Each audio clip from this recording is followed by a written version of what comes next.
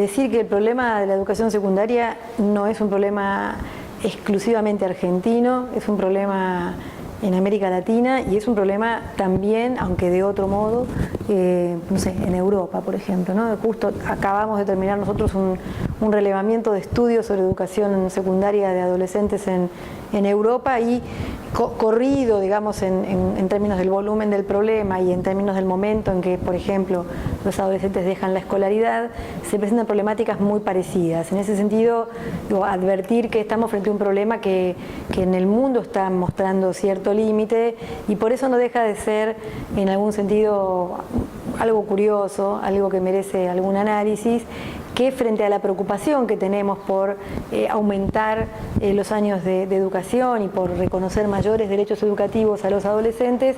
sigamos pensando que la manera de hacer esto es a través del formato escolar, ¿no? Quiere decir que uno podría pensar en un contexto de tanta crítica a la escuela que llama mucho la atención que se decida, bueno, que la gente se eduque más y que se eduque en la misma institución que está siendo objeto de tanta crítica. Ahora bien, en el caso particular de nuestro país, a mí me da la impresión de que, a pesar de que hay bastantes estudios ya a esta altura que advierten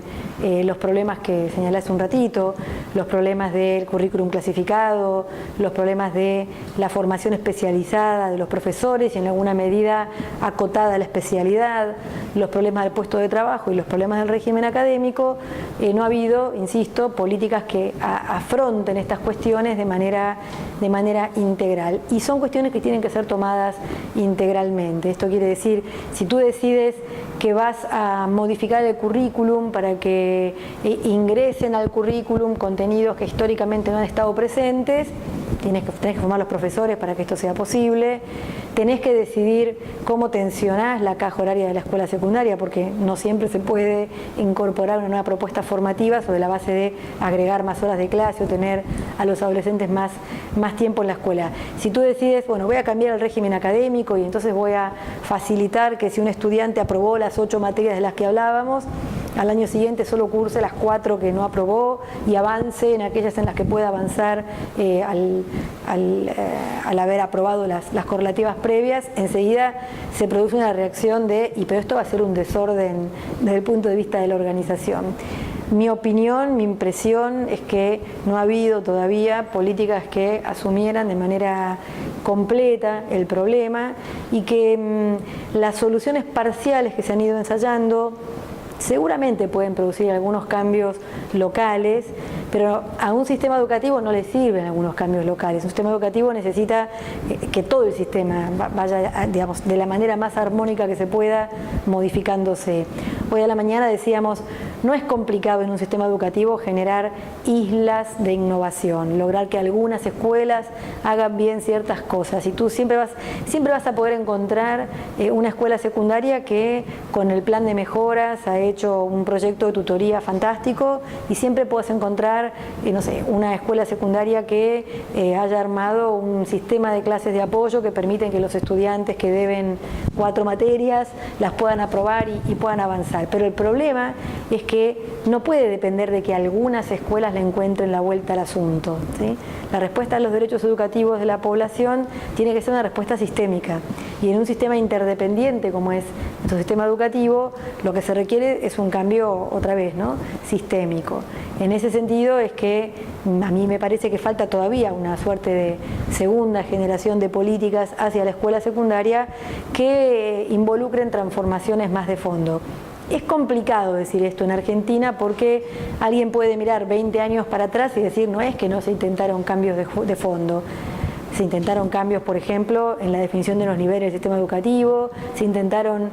cambios, por ejemplo, en la creación de escuelas diferenciadas, algunas de ellas tratando de atender más a la franja de los púberes en la postprimaria, digamos, y otras atendiendo más al ciclo que podríamos llamar de especialización.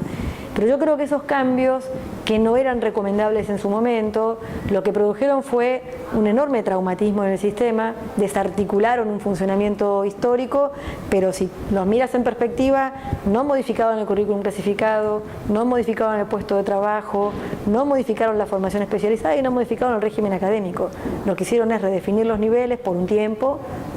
hasta que, digamos, la cosa dio vuelta para atrás, sin tocar esto que podríamos considerar que es como la matriz del sistema educativo. El sistema educativo,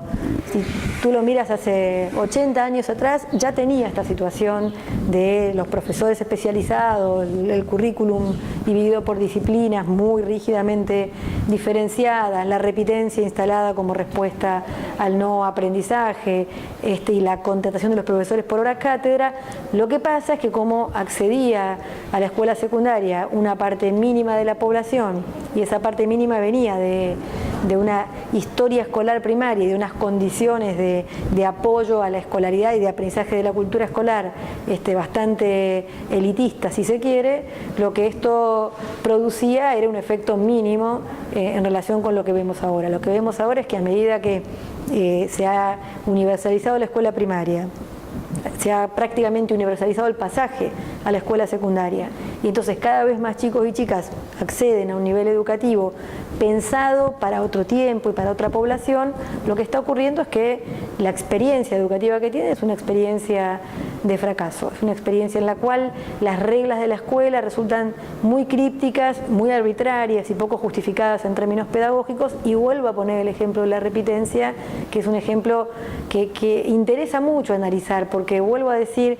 si a la gente vos le decís vamos a sacar la repitencia, la gente dice facilismo, una escuela que no exige, los chicos no van a aprender nada. ¿Y qué están aprendiendo cuando repiten las materias que ya aprobaron? Los estudios muestran que cuando los chicos repiten un año escolar, al año siguiente terminan llevándose más materias que las que se habían llevado el año anterior. Eso no se puede explicar en términos pedagógicos, y sobre todo, aunque se pudiera explicar, no se puede defender. Entonces, como no se puede defender, tiene que ser modificado. Si para esto hay que darse un tiempo de poner a prueba algunas innovaciones en baja escala, yo podría apoyar esa idea, pero tiene que ser por poco tiempo y tiene que ser en una baja escala que permita después ampliar las innovaciones al conjunto de las escuelas, no las islas de innovación que siempre se consiguen, sino unas experiencias que respondan a unas condiciones que yo sé que después voy a poder cumplir para el conjunto de las escuelas.